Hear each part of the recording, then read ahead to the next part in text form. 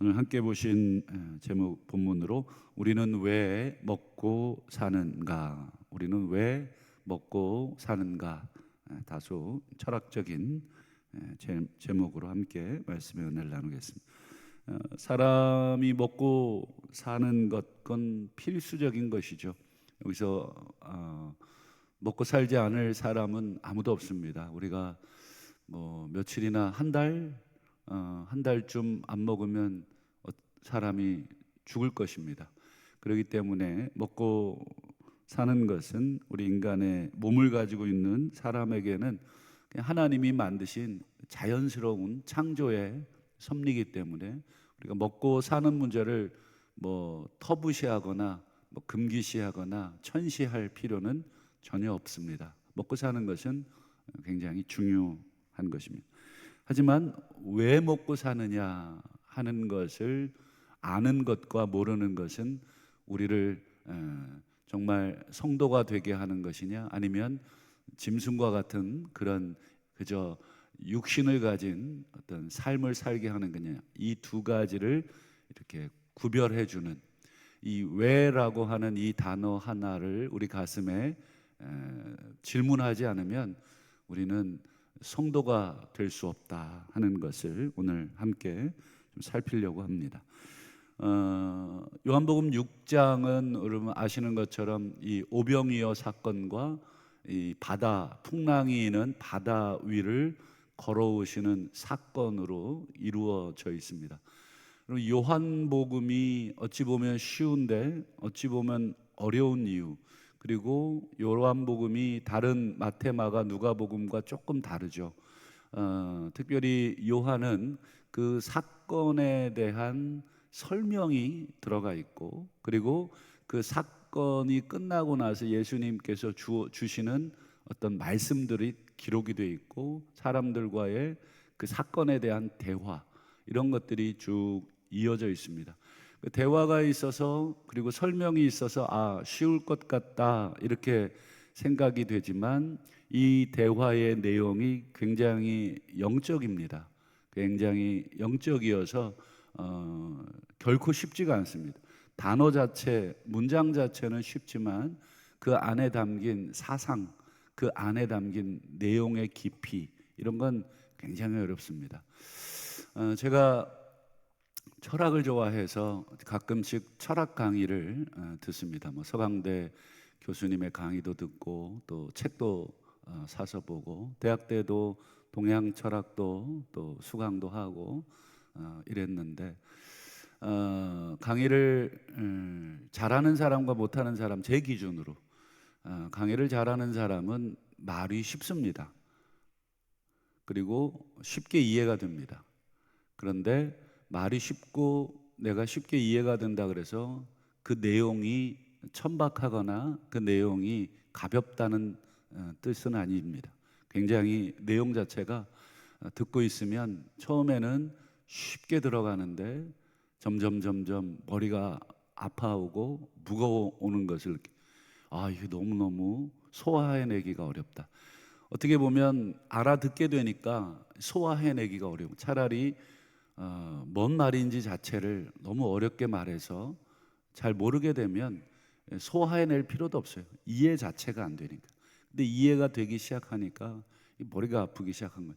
계속 생각을 해야 되고, 우리 여러분 뭐 자동차 엔진도 그렇고 컴퓨터 CPU도 그렇고 어떤 프로그램을 돌리거나 어떤 운행을 하면 엔진이 뜨거워지고 CPU가 뜨거워집니다. 우리 머리도 생각을 하면 머리가 뜨거워집니다. 그냥 가끔씩은 이제 생각을 하지 않고 그냥 이렇게 새벽에 나오시는 분들처럼 기도하고 명상을 해야 그때 머리가 정상화되고 식어지는 것입니다. 그래서 우리 특별히 신앙생활하는 사람들이 정신건강이 굉장히 좋다 그러잖아요.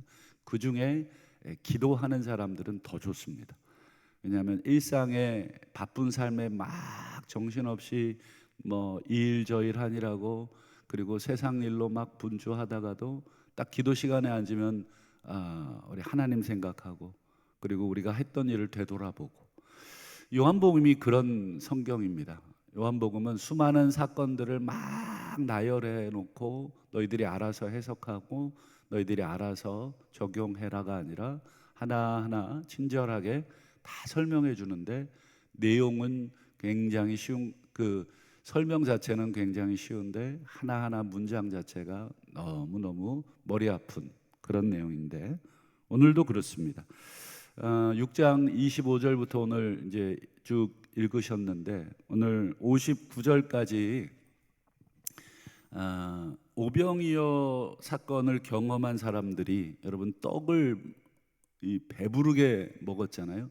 뭐 오늘날에도 경제 문제가 굉장히 중요한 이슈잖아요. 우리 코로나 지나고 뭐 서로 지원금 달라고 아우성입니다. 그래서 뭐 소상공인들 뭐 다 폐업하고, 그래서 누가 내 주머니에 돈을 넣어줄 정치인이냐, 그래서 그 사람 뽑아내잖아요. 대통령 뽑을 때 물론 다른 나라도 마찬가지겠지만 뭐 경제 대통령 뭐 이렇게 타이틀 걸고, 대통령의 일 중에 굉장히 중요한 가장 첫 번째 일이 먹고 살게 하는 일, 그거잖아요. 그렇기 때문에 그런 슬로건도 걸립니다. 근데 예수님이 지금 오병이어로, 여러분, 남자만 5천 명을 넉넉히 먹이고도 남기신 그런 엄청난 사건을 경험했으니까 당연히 예수님 만나러 다니고 예수님을 우리의 지도자로 삼으려고 하는 것은 당연하죠. 수많은 사람들이 막 도보로 지금 예수님을 찾아서 이리저리 막 왔다 갔다 하다 마침내 찾아옵니다.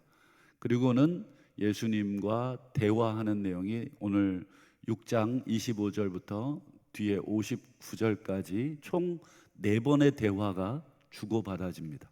그래서 오늘은 첫 번째 대화의 내용만 우리가 좀 살피고 말씀을 맺으려고 합니다. 첫 번째 내용이 오늘 25절부터 오늘 함께 읽으신 29절까지가 첫 번째 대화 내용입니다. 이 대화도 굉장히 영적이기 때문에 잘 해석을 하셔야 되겠습니다. 먼저 25절에 보면 이제 오병이어 사건을 일으키신 예수님을 사람들이 막 찾아다니다가 마침내 찾고는 이렇게 말하죠. 랍비여, 언제 여기 오셨습니까? 언제 오셨냐고. 분명히 제자들만 배 타고 가는 걸 봤는데 이 걸어서 여기까지, 지금 가버나움이라고 하는 동네인데요, 이 가버나움까지 언제 이렇게 오셨지? 시간적으로 계산을 해봐도 이 답이 안 나오는 시간대에 오신 것이죠. 근데 내가 언제 와서, 지금 그거 대답해 주지 않고 26절을 보시면, 너희가 지금 나를 찾아온 것, 지금 나를 찾고 있는 것, 나를 찾는 것은 표적을 본 까닭이 아니고 떡을 먹고 배부른 까닭이다. 여러분, 요 두 개를 어떻게 해석을 하고 계십니까? 표적을 봐야지 떡을 보면 안 돼, 이런 뜻입니까? 그렇다면 예수님이 떡을 먹이시면 안 됐던 일이죠. 오병이어 사건, 즉 떡을 먹여놓고는 떡을 보지 말라고 이렇게 얘기하시면 안 되는 거죠. 예수님이 26절에서 정말 하시고자 하는 말씀은 떡을 먹고 배부름을 통해서 표적을 봐야지, 어떻게 표적이 아니라 떡만 보냐. 내가 너희들에게 떡을 먹이신 것은 떡이 주는 의미가 뭔지, 그리고 이 떡을 주시는 분은 누구지, 이걸 생각하라는 것이지. 떡 주셨으니까 신난다, 그리고 이 떡 주신 예수님 임금 삼고 우리 평생 배 두들기면서 잘 살아보세요. 지금 요것만 보면 안 된다. 지금 어떻게 보면 예수님이 책망을 하고 있는 거죠. 이건 떡의 문제, 먹고 사는 문제가 결코 중요하지 않다는 게 결코 아닙니다. 그것은 예수님이 가르쳐 주신 기도에도 잘 나와 있습니다. 예수님이 가르쳐 주신 우리 주기도문에 보면 오늘 우리에게 일용할 양식을 주시옵고, 먹는 것에 대해서 기도하라고. 여기서 일용할이라는 말은 조금 더 실감나게 번역하면 하루치 양식입니다. 하루치 양식. 오늘 나는 하루살이로 먹고 사는, 물론 미래를 생각하고 저축도 해놓지만 기본적인 신앙인의 기도는 하나님 오늘 하루만 삽니다. 내일은 내일이 걱정할 것이고 내 삶은 오늘 하루만이 내 삶이고 오늘 하루만이 하나님이 살라고 우리에게 먹을 거 주시고 우리를 살려주신 하루, 이 하루만 하나님 내게 허락된 삶입니다. 어쨌든 예수님이 너희들이 지금 나를 찾아온 이유는 떡을 통해서 표적을 받기 때문이 아니라 떡만 보고 그 떡을 더 달라는 그 이유 때문인 것을 예수님이 지적을 하신 것이죠. 오늘 이 말씀을 통해서 예수님이 정말 하고 싶은 말은, 세상 사람들은 그렇다 쳐도, 세상 사람들은 떡 주면 떡만 보는 사람, 그러나 우리 예수 믿는 사람, 하나님의 사람들은 떡을 하나님이 주시면 떡을 통해서 떡을 주시는 분도 보고, 그리고 떡을 통해서 그 주시는 그 진짜 이유도 볼 수 있는 영적인 눈이 열려져 있어야 하는 사람. 광야에서 조상들에게 만나를 먹이신 것은 신명기 8장 말씀입니다. 사람이 만나를 먹여놓고 꿀밤을 먹이면서 야, 떡만으로 살면 되겠어? 지금 이렇게 야단치시는 것입니다. 떡을 주시면서 떡만으로 살면 안 돼, 이렇게 야단을 외치십니까? 떡을 주신 것은 그 떡을 먹고 더 깊은 것까지 우리가 봐야 한다. 그게 사람이 떡으로만 살 게 아니고 여호와의 입에서 나오는 모든 말씀으로 사는구나. 우리가 이 양식을 먹어야 오늘 하루를 내가 에너지를 얻고 힘을 얻어서 살아가듯이, 정말 우리가 영원한 저 삶까지 우리가 살아가려면 영원한 영생을 주는 무엇인가를 먹어야 되는구나. 그게 뭐냐? 여호와의 말씀이구나. 이사야에도 보면 꽃은 시들고 풀은 마르지만 우리 하나님의 말씀은 영원히 서 있도다. 결국은 우리 인생의 다 허무함과 유한함, 이걸 통해서 영원함을 사모하고 깨닫고 그 영원함을 얻기 위한 방법이 뭔지, 그 길이 뭔지를 우리 인간들에게 자꾸 생각하라고 떡을 먹이시는 것이다. 이게 이 광야에서 떡을 먹이시는 것입니다. 오늘 그런 면에서 우리의 일상의 모든 사건들, 그리고 일상은 전부 하늘과 연결되어 있습니다. 땅은 하늘과 연결되어 있는 것입니다. 그래서 골로새서나 또 사도 바울의 여러 가르침에 보면 이 땅의 것만 생각하지 말고 땅을 통해서 하늘의 것을 생각해라. 계속 서로 이어져서 생각을 해야 된다 하는 것을 말씀하신 것이죠. 여러분, 요한복음 우리가 짧게 봤지만 포도주를 만드신 사건, 그리고 왕의 신하의 아들을 살려내신 사건, 그리고 38년 된 베데스다 연못의 그 병자를 살려낸 사건, 그리고 이 오병이어, 즉 떡을 먹이신 사건, 이 사건을 왜 기록했습니까? 이걸 물어보시고 그 다음 이 사건을 통해서 그 다음에 더 큰 것을 우리가 봐야 한다. 이게 요한복음을 기록한 목적이죠. 그래서 왕의 아들을 살리시고 38년 된 병자를 고치신 걸 통해 이분은 생명의 주인이시구나, 이분은 부활의 주인이시구나. 그리고 군중들을 오병이어로 먹이신 사건을 통해서 이분은 우리에게 생명을, 영원한 생명의 떡을 주시는 분이구나.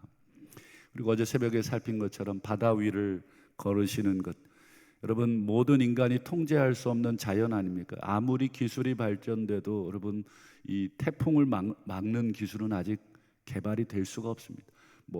인공으로 강우를 조금 만들어 내리긴 하지만 비를 인간이 만들 수 있습니까? 우리 공기를 만들 수 있습니까? 그리고 자연의 모든 섭리들을 인간은 통제할 수가 없습니다. 그러나 예수님은 유유히 그 풍랑이 있는 바다 위를 마치 육지처럼, 예수님 하나님에게는 바다나 육지나 뭐 아무 상관이 없는 것입니다. 모든 자연계가 그분의 발 아래 있다는 것을 명확하게 보여주는 사건이죠. 내가 바로 천지를 창조하고 다스리고 주관하는 하나님이다라고 하는 것을 그냥 무리를 걸어오심으로 우리나 되니까 놀라는 거죠. 하나님에게 무리를 걷는 것은 놀랄 일도 아닌 것입니다. 마치 여러분 물고기가 물 밖에서 이렇게 막 걸어 다니는 거 보면 놀라지만, 여러분 물고기가 사람이 육지를 걸어 다니는 건 자연스러운 것처럼 하나님에게는 육지나 물이나 하늘이나 땅이나 어떤 것도 하나님에게는 그냥 자연스러운 것이 되는 것입니다. 이런 모든 사건들은 전부 다 통하여 보는 것입니다. 우리가 공부를 왜 합니까? 그걸 통해서 뭘 보기 위해서 공부하시는, 만약에 물론 공부를 통해서 좋은 직장도 얻고 직장을 통해서 내가 먹고 살 수 있는 필요한 물건들 이런 걸 구매할 수 있는 재화도 얻지만, 여러분 그건 세상 사람들도 다 하는 것이죠. 우리가 돈을 왜 법니까? 공부를 왜 합니까? 가정을 왜 꾸리고 또 우리가 하는 모든 일의 의미는 무엇입니까? 이 의미를 찾아내지 못하면 우리는 짐승과도 같은 그런 삶을 사는 것입니다. 우리가 선교를 하는 이유도 그렇죠. 일상의 삶을 다 내려놓고 우리가 선교를 하는 이유는 뭔가를 받기 때문에 그런 거잖아요. 뭐 다른 사람에게 나 선교하는 사람이야, 그래서 다른 사람의 영광을 얻기 위해서 선교하시는 분은 없겠죠. 우리는 뭔가를 받기 때문에 모든 걸 다, 내 돈을 들이고 내 시간을 들이고 내 모든 에너지를 들이고 재능을 들여서 그 현장에 누가 시키지도 않았는데 그렇게 다녀오는 것이잖아요. 그래서 예수님은 우리에게 영적인 눈을 떠라, 내가 너희들에게 보여주는 사건들을 통해서, 그리고 너희들이 일상에서 오늘 하루도 경험하는, 그저 내가 죽지 못해 이 일을 하고 내가 그저 밥 벌어먹기 위해서 이 일을 어쩔 수 없이 내가 하는 게 아니다. 이 일을 통해서 너희들이 봐야 할 더 중요한 것이 있다. 그래서 영적인 눈을 뜨라, 27절이 그 얘기입니다. 썩을 양식을 위하여 일하지 말고. 여러분 만나잖아요. 지금 오병이어잖아요. 썩을 양, 이건 썩습니다. 며칠 밖에 두면 그냥 썩어서 먹을 수가 없어요. 실컷 먹여놓고는, 이 썩을 양식을 먹여놓고는 그 양식 위에서 일하지 말라. 이게 도대체 무슨 뜻이겠습니까? 더 중요한 것을 위해서 일을 하는 존재다. 이 양식을 먹고 이 양식을 위해서 우리는, 이 양식을 벌기 위해서 우리는 지금 직장 다니고 사업하고 돈 벌고 뛰어다니는 사람이 아니라 이 양식을 먹음으로써 건강을 얻고, 그리고 정말 더 중요한 영생하도록 있는 양식을 위해서 이 썩을 양식을 지금 먹어야 하는 존재다. 그게 27절, 즉 영적인 눈을 뜨지 않으면 오늘도 삼시세끼 우리가 밥을 드실 텐데, 정말 밥 안 먹고 살면 좋겠다, 이 밥을 먹으려고 내가 지금 얼마나 땀 흘렸냐, 이런 신세 한탄을 하는 돈벌이 인생이 아니 되겠죠. 우리 이 양식을 먹고 하나님 주신 건강으로 내게 주신 그 시간 안에, 지금 여러분 우리 이 역사의 무대에 몇 년이나 살다 가시겠습니까? 뭐 한 20, 30년은 공부한다 그러고, 여러분 30년, 40년째부터 우리가 열심히 달려도 여러분 가만 보니까 80 넘어가면 이 제대로 일하기 어려워. 70대까지는 그래도 어느 정도 기력도 있고, 3, 40년이 결국은 이 영생하도록 있는 양식을 위해서 우리가 일할 수 있는 시간이, 그 시간 지나면 일하고 싶어도 이 자연의 하나님의 섭리에 의해서 우리는 일을 할 수가 없습니다. 그냥 숨을 쉬고 살 수는 있고 그냥 먹고 살 수는 있어도 뭔가 힘 있는 일을 하고 뭔가 더 많은 에너지를 쏟는 이 영생하도록 있는 양식을 위하여 일을 할 때가 지나버리게 되죠. 그러면서 27절 끝에 보시면 아주 예수님이 이상한 말씀을 하세요. 이 영생하도록 있는 양식은 누가 주시는 것이냐? 내가라는 말을 안 하고 인자라는 말을 하시죠. 이게 도대체 왜 이런 말씀을 하실까? 이 영생하도록 있는 양식은 실제적으로 예수님이 주시는데, 그냥 알아듣기 쉽게 인자가 내가 너희들에게 준다 이렇게 말을 해도 되는데, 인자가 준다. 굉장히 쉬운 단어인데 사람의 아들이란 뜻입니다. 전혀 이해가 되지 않는 단어가 아닙니다. 그런데 이 인자라는 단어 안에는 마치 빙산의 그 밑둥처럼 너무 많은 사상들이 담겨져 있는데, 여러분, 인자라고 하는 게 가장 극명하게 나와 있는 성경이 어디입니까? 우리들이야 막 머리를 싸매야 되겠지만, 유대인들은 이 인자라는 말을 딱 듣는 순간 다니엘서가 버뜩 떠오릅니다. 다니엘서에 이 인자라는 말이 막 부지기수로 나옵니다. 너무 많이 나와가지고 도대체 이 인자가 누구냐. 특별히 우리가 한 곳만 보죠. 다니엘서 7장 13, 14절을 보시면 인자의 정체에 대해서 아주 잘 나와 있습니다. 자, 인자와 같은 이가 하늘 구름을 타요. 하늘 구름을 탈 수 있는 존재는 신적인 존재라는 뜻입니다. 손오공 이런 게 아니라 신적인 존재라는 뜻이고, 옛적부터 항상 계시니, 즉 영원하신 분이란 뜻이죠. 하나님입니다. 즉 인자가 있고 하나님이 있는데, 이 인자가 손오공처럼 구름 타고 하나님 앞으로 나옵니다. 그분 앞으로 인도가 됩니다. 그랬더니 하나님이 그 인자에게 뭘 주시냐면 권세, 영광, 나라. 어디서 많이 들어보신 거죠. 우리 주기도문 할 때 나라와 권세와 영광이 아버지께 영원히.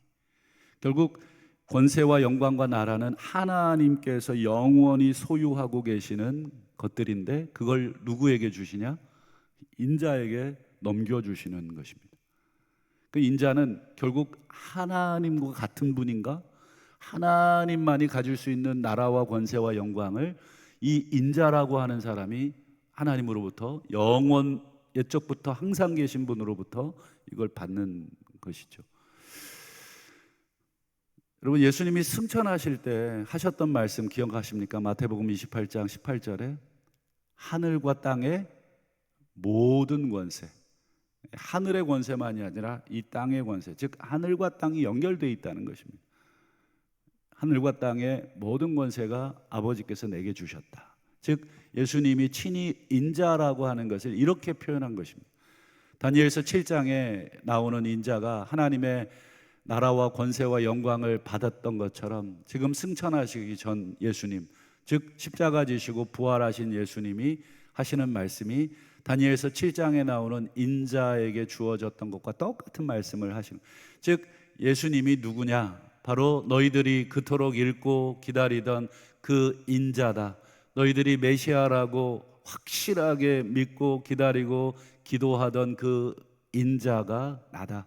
그래서 예수님이 썩을 양식을 위하여 일하지 말고 영생하도록 있는 양식을 위하여 하라. 이 양식은 인자가, 내가 이렇게 표현하지 않고 인자가 라고 표현하심으로써, 여러분, 모든 사람들이 읽고 소망하던 그 메시아 되심을 마치 암호처럼, 수수께끼처럼 툭 하고 던지는데, 들을 귀 있는 자는 듣는 것입니다. 인자라는 단어가 몰라서 못 알아듣는 게 아니라, 이 인자가 함의하고 있는 그 뜻이 무엇인지를 모르는 사람은 이게 뭔 소리냐 이렇게 되는 것이죠. 그리고 마지막으로 이제 우리 인자 되신 예수님께서 주실 영생하도록 있는 양식이 무엇인가, 우리 35절을 좀 보도록 하겠습니다. 35절을 미리 보면 나는, 인자는 이런 뜻도 되겠죠. 나는 바로 생명의 떡이다. 영생하도록 있는 그 떡이다. 즉 나를 위해서 살아야 한다. 나를 먹어야 된다도 되고, 또 나를 위해서 살아야 된다. 여러분, 우리가 왜 먹고 삽니까? 이 질문에 이제 우리가 답을 하셔야 되겠습니다. 여러분, 가족을 위해서 먹고 사는 것도 아니고, 나를 위해서 먹고 사는 것도 아니고, 물론 그게 전혀 중요하지 않다는 게 아니에요. 우리가 가족을 부양하고 또 내 삶을 이끌어가는 이런 모든 먹고 사는 문제를 통해서, 우리는 인자를 위하여 영생을 주시는 그 떡을 주시는 분을 위해서 사는 존재구나. 우리가 숨을 쉬는 것도, 우리가 건강 관리하기 위해서 열심히 운동하시는 것도, 영양제 맞는 것도, 그리고 공부를 하는 것도, 이 모든 것이 다 주를 위하여. 너희가 먹든지 마시든지 다 하나님의 영광을 위하여. 우리가 사나 죽으나 다 주의 것이다. 이 모든 것이 그냥 나온 말이 아니라 바로 이런 모든 배경에서 나온 것입니다. 그래서 오늘 우리 말씀의 제목이 우리는 왜 먹고 사느냐, 우리는 지금 왜 숨쉬고 사느냐, 우리가 매일 먹고 매일 사는 이 양식을 통해서 우리가 깨달아야 될 진리는 40절에 내 아버지의 뜻은 아들을 보고 믿는 자마다 영생을 얻는 이것이다. 이것이 하나님이 아들인 나, 인자인 나를 이 땅에 보내서 너희들에게 지금 물을 포도주로 병자들을 살리고 무리를 걷고 오병이어를 행하고 하는 모든 일을 보여주는 이유다. 그것은 바로 떡을 보는 게 아니라 아들을 보고, 이 아들이 인자요, 이 아들이 하나님의 아들임을 보고 믿어서 영생을 얻게 하는 것. 말씀을 맺겠습니다. 우리가 신앙생활하는 이유, 교회를 다니는 이유가 무엇입니까? 인간관계 넓히고 사업을 좀 더 원만하게 하기 위해서 하는 것도 아니고, 여러분, 우리 먹고 살기 위해서 신앙생활하는 것이 아니라 우리는 예수님을 보고 예수님이야말로 생명의 떡이심을 믿고 그분을 혼자만이 아니라 함께 먹고 우리가 하나님 나라를 함께 이루고 우리가 하나님 나라를 함께 증거하기 위해서 신앙생활하는 것이지, 다른 이유가 들어가기 시작하는 순간 교회는 인간의 냄새로 가득한 난장판이 됩니다. 서로의 권력을, 내가 더 힘이 센 자리에 앉기 위해서 서로 싸우고, 내가 높은 자리에 올라가기 위해서 서로 조작하고 서로 전화하고 저 사람 끌어내리기 위해서 막 연락해서 하는 그런 인간적인 냄새로 가득한 것이 되고, 어쩌면 더 추악한 냄새가 나는 그런 것이 되는 것입니다. 그러기에 특별히 이 새벽에 올라오신 우리 성도님들은 교회의 순수성을 위해서 항상 노력해 주시고 또 기도해 주셔야 될 줄로 믿습니다. 나라기는 근본 새생명 축제를 통해서 우리가 먹고 사는 이유가 무엇인지 다시 한번 새롭게 각성하고, 아, 그렇지, 나에게 이 양식을 주시고 내게 여러 가지를 허락하신 것은 생명을 구원하게 하시려고 하는 그 하늘의 뜻이 내게 주어졌다 하는 것을 기억하시고, 우리가 날마다 그 사명 잊지 마시고 오늘도 사업하시고 오늘도 직장 다니시고 오늘도 돈 버시고 오늘도 열심히 건강관리 잘 하셔서 하나님의 영광 위에 살아가시는 저와 우리 모든 성도님들 다 되시기를 주의 이름으로 축원합니다.